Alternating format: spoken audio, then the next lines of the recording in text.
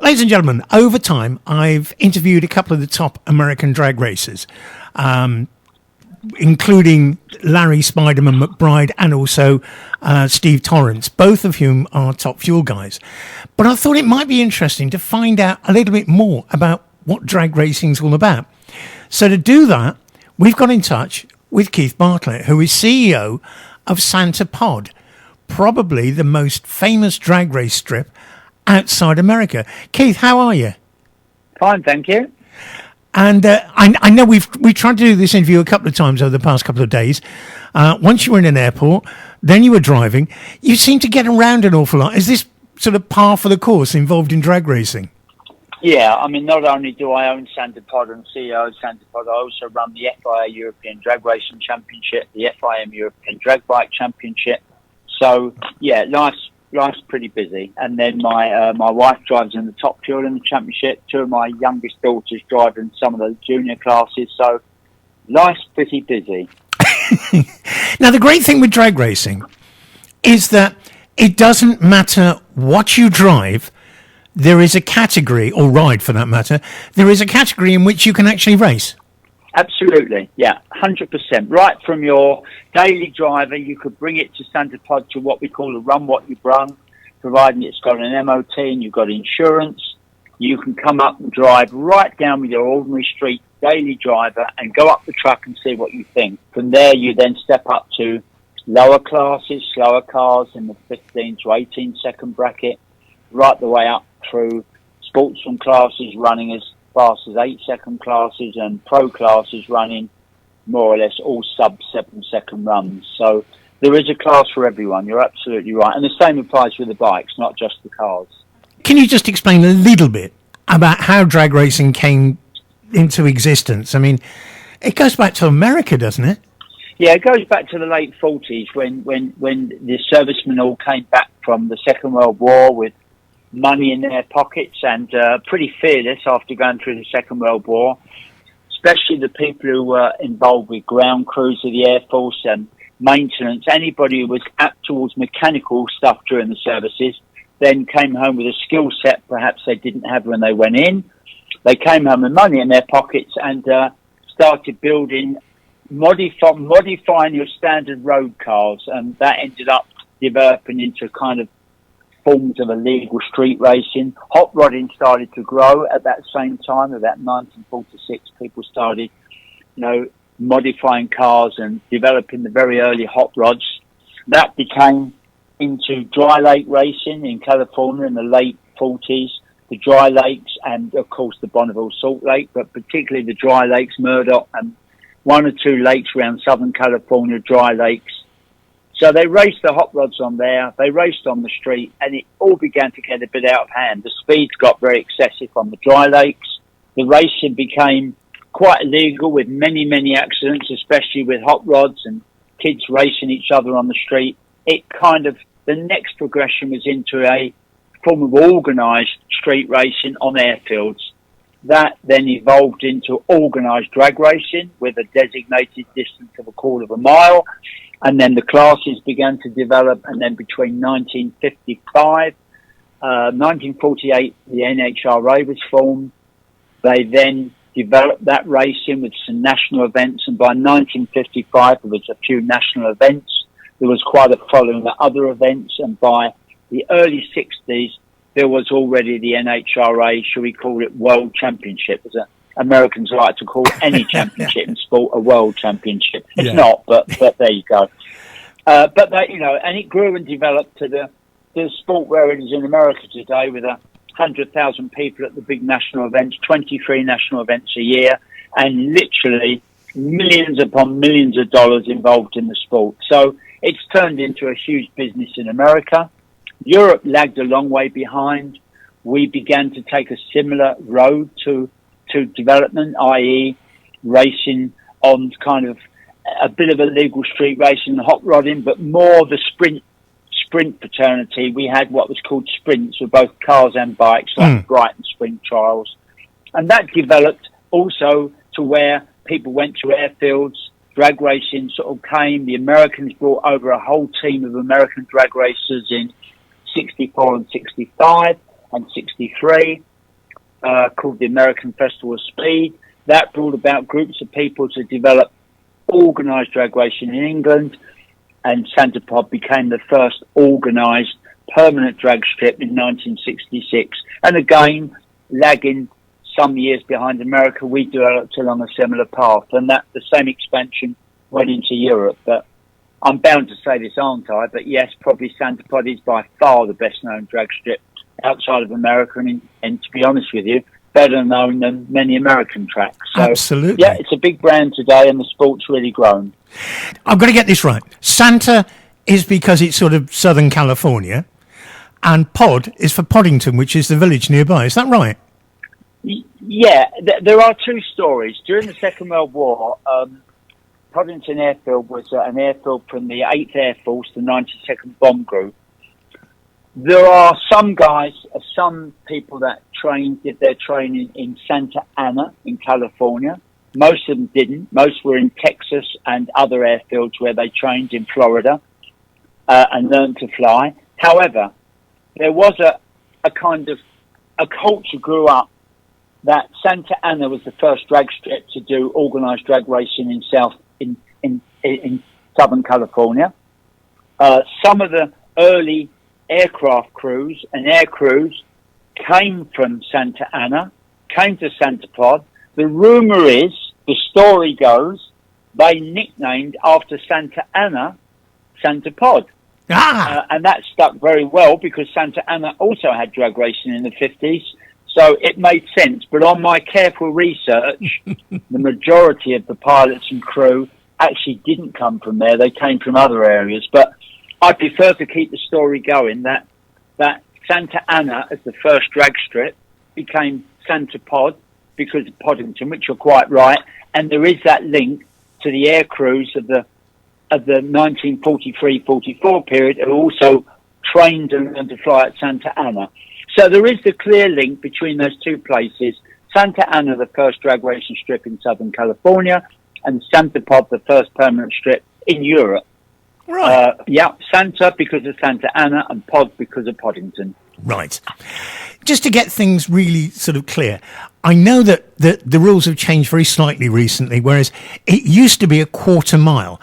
But now for the sort of fuel cars, the ones that run on nitromethanol, it's now 1,000 foot. But it's still the first one to the end, isn't it, basically? Yes, it is. It's gone to the 1,000 foot purely for safety. The cars are doing 330 mile an hour now at the 1,000 foot, which is just unbelievable in sort of 3.6 seconds and 3.8 seconds in Europe. And it's safety. But yes, it makes no difference. It's the first one to the other end. That's drag racing. Yes, the times are a great indication of how fast the cars are. There's a great indication how quick a driver's reaction time is. But the bottom line still remains, it's the first one to the other end. Now, I love the fact that, you know, when you go to a drag strip, because I've been to Pod quite a few times, I've been down on the start line taking photographs even. Yeah. When you go to somewhere like Pod, you get somebody who's racing their car. As you say, they run what you brung. They've turned up, they've got a car, and they want to put it down the strip. And you pay your money and off you go. Then at the other end, you'll get a top fuel dragster, which is, unbelievably powerful. 10,000 horsepower, some of them. 11,500 now. Wow. Yeah. And these supercharged monsters are running on the same strip. But, you've sort of got this wonderful comparison. And I think it's the only form of motorsport where I've ever seen this. Yeah, that's absolutely right. The difference being, of course, when you have a run what you brung, it's a very mildly, and in fact, an under-prepped track. Whereas when the professional cars run, it's a very track-prepared surface, specially prepared for those cars. Putting it in layman's terms, it's very different tracks. Now, you've hinted there about track preparation. And I mean, the one thing that people ought to realise is when you go down the drag strip, it is not like your tarmac that you've got outside the house on the drive. It's slightly different. No, nothing like it, no. We followed America now. We now have a concrete track, much like most of the big tracks in America. There's lots of advantages in concrete over asphalt. But either way, whether it's an asphalt track or a concrete track, it then has lots of preparation on it before those big professional cars can actually turn those numbers on that track. Because of Santa Pod and being where it is, you get a hell of a lot of European cars from Scandinavia, from France, Italy, Holland, all coming over to race. So it is a true European strip, isn't it? Oh, yeah. Last weekend, we had the first round of the FIA Championship, and there were cars from nearly every European country. The week before, we had the Door Slammers, which is, I put up £100,000 prize money for door cars, which is the biggest prize money outside of America by far for that type of car. We had cars from Poland, Bulgaria, Greece, Italy, Belgium, Holland, France, Sweden, Norway, Denmark, Malta, Greece. And last weekend was not much different. No. I think it was about 7 or 8 different European countries all running in the big classes. It's truly international events, yeah. Now, when you say door slammers, they're one of my favourites because you've got something which looks like an ordinary car, but it's got that huge engine in it, maybe, or it's got turbo. It's got something extra, and they don't half go. I'm the same as you. That's real drag racing for me. Proper drag cars have doors. Yes. Pro Mod, of course, is the pinnacle, is the top class in and those cars now. Last weekend we're running 570s at 250 mile an hour. That's pretty quick for a door car, to say the least. We'll put it in proportion. If my daughter's racing junior dragster, which they have kind of 75cc engines, albeit they are running on methanol in the modified class, they only run to 1/8. And they run in 7.9 seconds. And if you were to put the fastest road car you can think of and know of up against my girls in a junior dragster with 10-year-olds driving them, they would blow the doors off of a Lamborghini, any Porsche, any Ferrari. Yeah. So when you start putting it in proportion, like the other week we did a launch of the Fast and Furious new movie, and there were like £30 million worth of cars on a Tuesday here, the best Lamborghinis you could get, you name it. And those cars, as fast as they are, will probably run the drag strip in approximately around about 11 seconds, 10.5 to 11 seconds.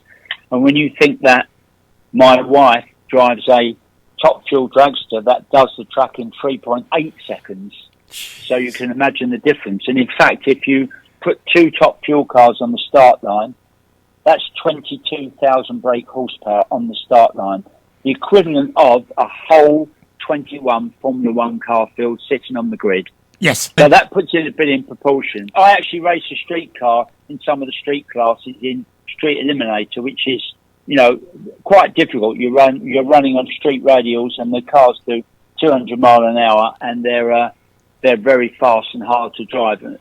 And those cars are also going 0 to 60 in like 1.2 seconds, which is just unbelievable. And this is the Roaring Rat, is it? The 57 Chevy? No, Roaring Rat. I run Roaring Rat. I run that in the gases classes. That's a very old, heavy 57, famous car. We built it in the 70s in my race team, Slick Tricks. It was in movies. It was in books, magazines. I now race it a bit for fun. But I've got that, in fact, funny enough, 2 weeks ago at the Door Slammers, I had that down into the 9 seconds. Whoa! For a £5,000 car is pretty quick. It's a monster. That's real good fun. Big smoky burnouts, wheels up off the line. It's really good fun. That's the other thing, isn't it? The whole day when you go to Santa Pod is really all about entertainment. I mean, just seeing these cars. It is entertainment. Seeing the cars do their burnouts, seeing the jet cars as well, which is something else which I find amazing. And they are amazing. Side-by-side jet cars are pretty spectacular. Yeah, it's a great way of doing toast. I also remember seeing once slamming Sammy Miller in his rocket car. Yeah, a long time ago. Yeah, remember it very well. But the top fuel dragsters now are doing the same sort of speeds and times, aren't they? Yep, they are. They are doing. If you look at what Sammy's time was in the rocket car, the top fuel dragsters are almost there. They're only 100th of a second off. Which is just unbelievable, really. And it's unbelievable, you're right. For a combustion engine, a normal combustion engine, 500 cubic inch combustion engine, albeit the power adders are huge, of course. Blown, supercharged with 89% nitro in the tank. Yeah, it's incredible. Well, the only thing I can say is if you ever get a... no, there was something else I was going to ask you just before we finish. And that was that you got hit with, first of all, the COVID, which stopped obviously a lot of stuff. Then Brexit made it very, very difficult for guys to bring cars in from Europe to race. Made it very hard. I've worked very hard to circumvent that and find a way to get the cars in on temporary import licenses, and it's been really, really difficult. And that after COVID, that was very hard to get the cars in. So yeah, we've been hit quite hard, that's for sure. And I lost several £1 million through COVID as well. But now the strip is up. I mean, I watched it, sadly only on TV, but I watched it last weekend. And it looks as though the facilities are brilliant, everything's up, everything's running, and you had some damn good cars there as well. Yeah, we did. We had good cars, good weather, records broken in all classes. We had street bikes, street bikes, pretty similar to the class I run in the car, Street Eliminator, on street, semi-street tyres called street radials, running 230 mile an hour. It's just unbelievable. Unbelievable. Yeah. Fantastic. Yeah, so no, it's pure entertainment. That's the easiest way to sum it up. It's entertainment, pure entertainment. And you've got a full program of events coming up this year. I know if people go on, what is it? Santapod Raceway, isn't it? The website. Yeah, Santapod.com. We have 72 events a year, from 6 big international events and then like about 20 medium, and all different marks and brands. You know, Jap shows, Ford show, Vauxhall show. And then there's the 2 big festival events, Bug Jam and USC. Bug Jam is predominantly a Volkswagen event, but we have huge bands, and that has 40,000 people for what is basically a 4-day music festival almost. Did you have? I remember I used to go to it. The Bulldog Bash. What is that no longer happening? No, it's no longer. No, that got squashed because of, I think, a lot of the trouble that came, and of course the biggest thing was Avon Park, or what known as Shakespeare County, got sold out for housing development. Yeah, I know that. That was sad. It was very sad. Yeah. Anyway, Keith, thank you so much for your time. I do appreciate it. You're welcome. I know you're extremely busy, and one day I'm going to get back over to Pod. You've got to do it. You've absolutely got to do it. Yeah, I need that smell of burnt rubber and that taste of nitro. Yeah, that would be really good. All right. Well, once again, thank you for your time, sir. I really do appreciate it. Take care. Okay, you're very welcome. Thank you. Thanks very much. Okay, bye. Bye for now.